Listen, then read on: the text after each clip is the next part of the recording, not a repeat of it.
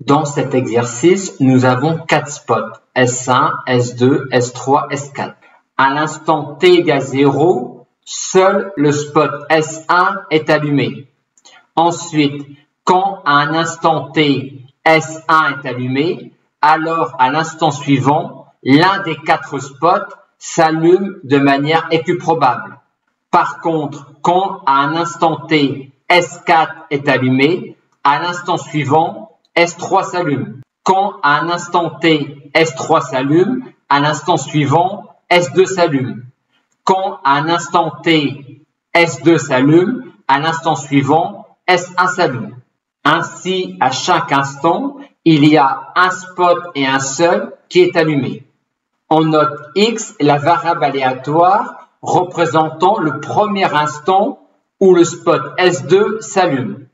Le spot S2 peut s'allumer à l'instant 1, ou à l'instant 2, ou à l'instant 3, ou à l'instant 4, et ainsi de suite.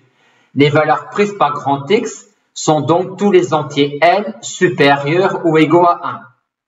Commençons par regarder pour quel type de séquence X égale 1. X égale 1 si et seulement si, à l'instant 0, S1 est allumé, et à l'instant 1, S2 est allumé. Aussi, la probabilité que X égale 1 est égale à 1 multiplié par 1 quart égale 1 quart. Regardons maintenant pour quel type de séquence X égale 2. Pour arriver à S2, on peut venir de S3 ou venir de S1.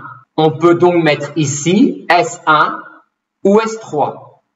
Et ce sont les deux seules séquences pour lesquelles X égale 2. La probabilité d'avoir cette séquence est 1 fois 1 quart égale 1 quart au carré.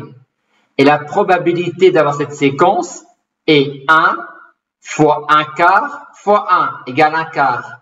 Donc, la probabilité que X égale 2 égale 1 quart plus 1 quart au carré. Voyons maintenant pour quel type de séquence X égale 3.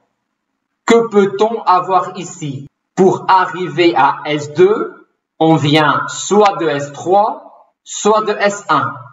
Donc ici, on aura S1 ou S3.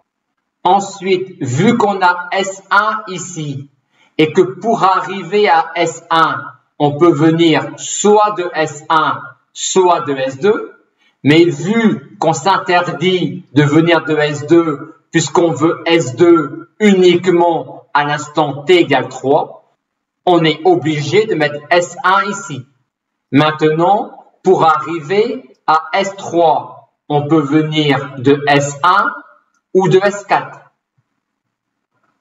Et ce sont les 3 seules séquences pour lesquelles X égale 3.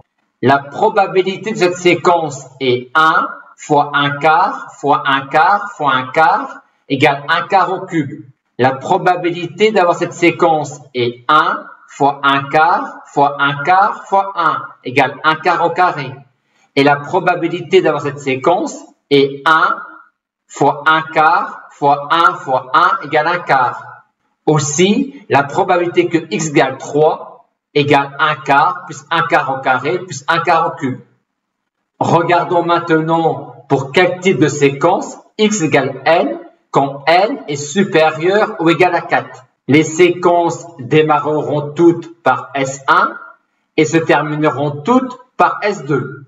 Pour arriver à S2, on a eu avant S3 ou S1.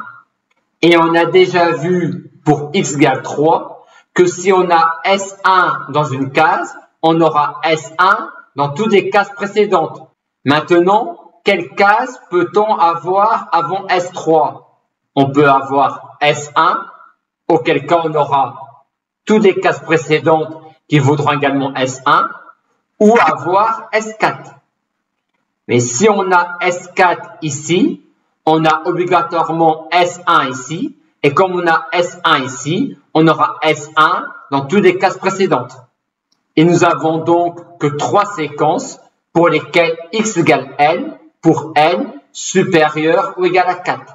Et donc, pour N supérieur ou égal à 4, la probabilité que X égale N égale 1 sur 4 puissance n, plus 1 sur 4 puissance n moins 1, plus 1 sur 4 puissance n moins 2. Cette formule-là que nous avons pour n supérieur ou égal à 4 peut être prolongée pour n égale 3, mais pas pour n égale 1 et n égale 2. Et voici donc la loi de grand X.